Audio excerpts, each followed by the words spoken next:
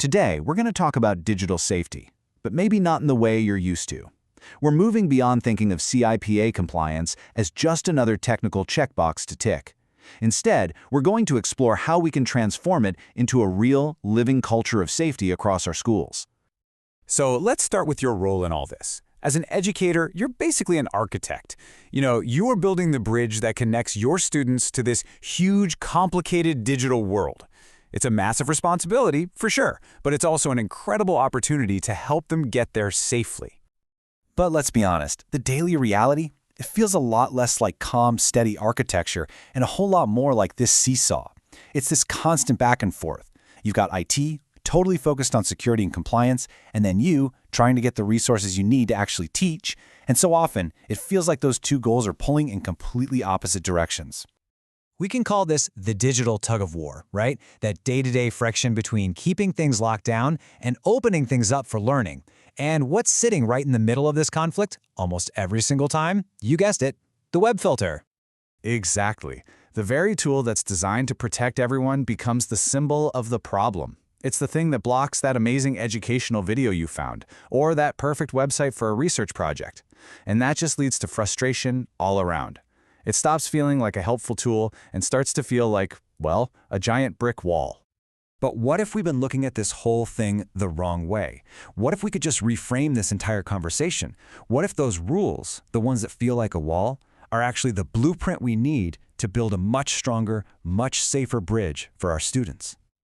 This right here, this image gets to the heart of the mindset shift we need. Instead of seeing that filter as a roadblock, just a hard stop sign, we can start to see it as a guardrail. See, a guardrail isn't there to stop your journey. It's there to keep you safely on the path. So that's really the core of what we're talking about today, making that shift from roadblock to guardrail. We're going to dive into how CIPA, that's the Children's Internet Protection Act, can be seen not as a barrier, but as the actual framework that makes a safe digital journey possible in the first place. And when you break it down, the CIPA framework is actually pretty holistic. It's not just about the tech. As you can see, it's got 4 key parts. It starts with a formal safety policy. Then, it brings in the technology, the web filter. But it doesn't stop there. It also requires community involvement through a public meeting. And, this is so important, it mandates student education. It's really the whole package. So the crucial point to remember is that CIPA isn't just some rule about filters. It's a whole framework designed to create a safe online ecosystem inside our schools. It gives us the structure we need to build that digital bridge the right way. Okay, so let's dig a little deeper into CIPA's 4 pillars. A huge part of this is just understanding the different roles and responsibilities. Who's supposed to do what? This is probably one of the most critical things to get straight. Technology services, your IT department, they manage the tools. They're in charge of the filter. But you, the educator, you manage the culture. You are on the front lines watching how students are actually using the tech and teaching them how to be good digital citizens. And let's be perfectly clear about this. Your role is the most critical component here. A filter is just a piece of software. An educator who is actively watching and actively teaching, well, that's the most powerful safety tool any school has. The tech is the foundation, but you are the active guardian. So, we have the framework, we know our roles. But here's the question we have to ask ourselves in today's world where everything is changing so fast. Is a powerful filter, even when paired with great teaching, really enough? The simple answer is no. And this iceberg image explains why perfectly. A filter, as good as it might be, can only see what's on the surface, the obvious known threats. The biggest dangers today? They're all lurking right below the surface, completely invisible to a simple content filter. This is exactly where we have to go beyond the filter. We need to talk about these invisible threats and how your role as an educator becomes even more critical in protecting students from them. Let's just focus on 3 big ones that really need your attention. First, there's phishing. Those tricky emails trying to get students or staff to give up information.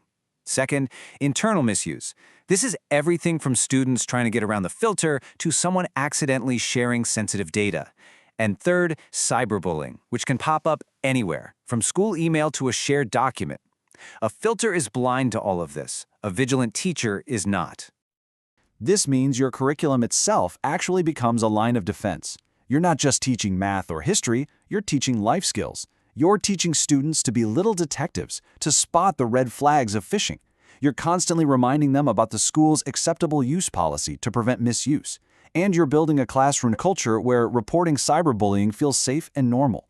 This is what active, preventative education really looks like. Okay, to finish up, let's just quickly tackle a couple of common questions about CIPA and clear up some myths that seem to stick around. Getting these answers straight is really key to feeling confident about how you guard against these modern threats.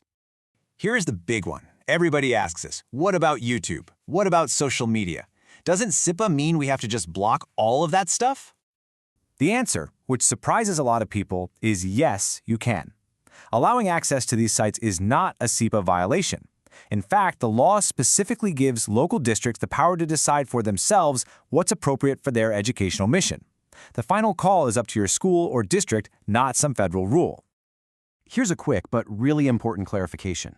When you see the word minor in the CIPA rules, it has a very specific legal meaning: anyone who has not yet turned 17. That's super helpful for understanding exactly who the law applies to. And finally, let's untangle these three acronyms that get thrown around all the time. Think of it like this. CIPA is about what students can see online, so filtering in education.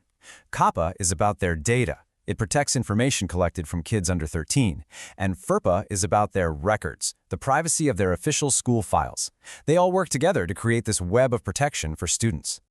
So, let's bring it all back to our bridge. The filter, that's the technical foundation. It's important.